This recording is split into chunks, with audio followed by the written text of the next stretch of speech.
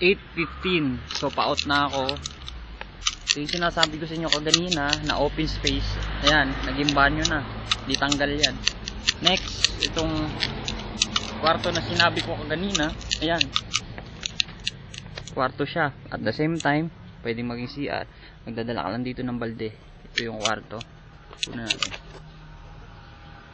Yan, nakita nyo.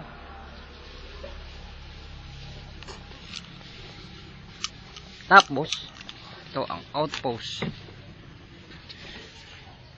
Magulo, makalat. Ito. Itong sukat nito 4 feet lang. Yan. Pinagkakasya mo yung katawan mo dyan para lang makatulog. Ganun din sa kabila, 4 feet. Pinagkakasya mo. Open space siya. Makikita mo lahat. Pati yung mga sasakyan, maririnig mo. May mga nakahangir kung ano-ano dyan, mga gamit namin. Yan.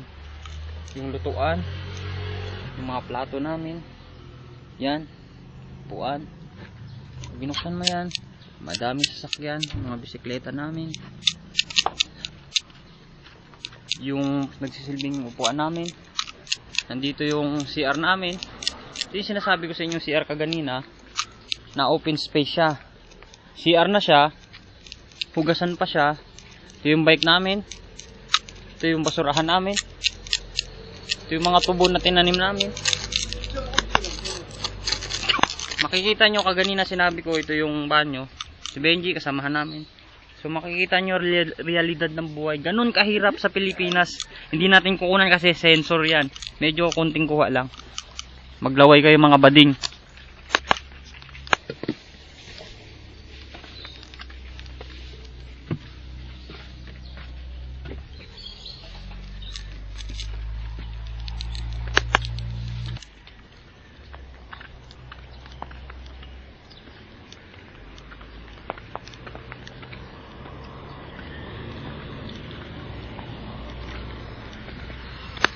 Yan.